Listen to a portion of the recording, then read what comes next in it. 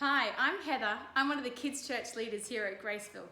Now I know you've probably gone on your chocolate Easter egg hunt, but the kids at Kids Church have put together their own Easter egg hunt. Check this out. An egg? What's a palm branch got to do with Easter?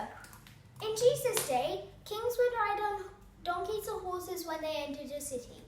On the day that Jesus rode into Jerusalem, the people showed how happy they were to have him as their king by spreading down palm branches and cloaks on the road to show honour to Jesus. I wonder what will happen next. 30 pieces of silver, how does that link to Easter? Not everyone was happy to have Jesus as his king, though. Some people, like Judas Iscariot and the Pharisees, wanted to kill Jesus instead. Judas Iscariot told the Pharisees that he would help them capture Jesus if they would pay him 30 silver coins. I wonder what happens next. What's in it, Eli? What's the cup got to do with Easter? Oh, the cup? Well, Jesus had a special dinner with his disciples Look. where he stood up and gave everyone a drink from a cup. He said that the wine was his blood and that he wanted the disciples to remember this special night and the promise he was making to all his people, that he would die but come back to life again and take away the sin of the world. It sounds like it's smashed. It did sound like it smashed. I wonder what happens next.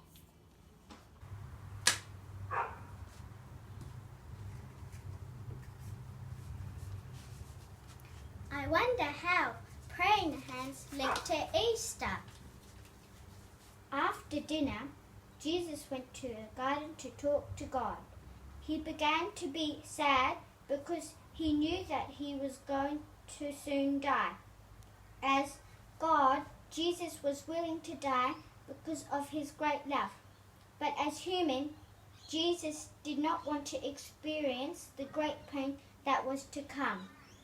When you are afraid or sad, you should do just as Jesus did and pray. I wonder what comes next. A piece of leather? How does that link with Easter? When Jesus finished praying, Judas and the Pharisees took him prisoner and gave him to the soldiers who had him whipped. Jesus hadn't done anything wrong, but the Pharisees didn't want the people to treat Jesus as their king because then they would lose their power. I wonder what happens next.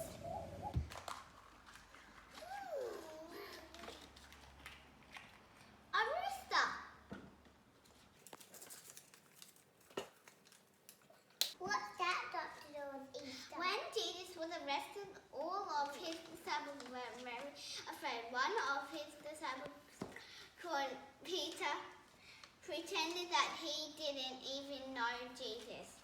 Jesus predicted that Jesus would break his promise 3 times and before the rooster crowed, and he did.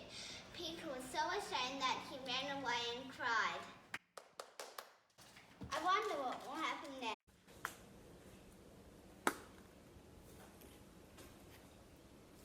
Thorns. How does that link to Easter? After Jesus was whipped, the soldiers shoved thorny branches made into a crown down onto his head. They teased him and pretended to worship him as a king. What happens next? What's inside?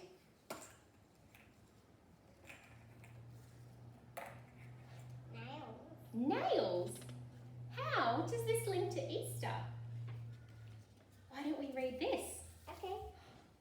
Then the soldiers took Jesus to the top of a hill outside the city and nailed Jesus to a rough wooden cross. And then Jesus died a few hours later.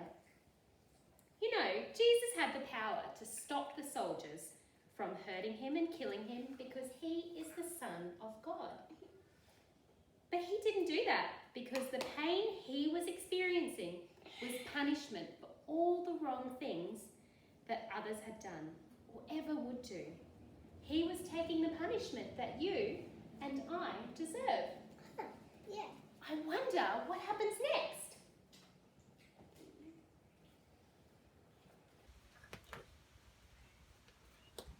A linen cloth. How does this link to Easter? After Jesus died, a man named Joseph asked if he could bury him. Joseph wrapped the body of Jesus in a linen cloth and placed him in a tomb cut out of rock. He went away sad because Jesus was dead, and he wondered what happened next. What happened next? What's the walk got to do with Easter? When Jesus was buried, a big stone? No. A big stone? No. A big stone. It was rolled in front of the tomb. So this looks as God. No one can go in or out of the tomb. And God sent the angel to roll the heavy stone away. That the God was so afraid that they fainted. My egg is empty. Are you surprised? When two women came to Jesus' tomb, they were surprised too. The stone was rolled aside and the tomb was empty. Jesus had come back to life. This was the promise that Jesus had made to his disciples at their special dinner, that he would die, but that he would come back to life and show those who believed in him that he would live, that they would live forever too. I wonder what happens next. Well, Jesus has risen. Isn't that amazing? That is exactly why I trust him with my life. The question is, do you? Jesus is risen!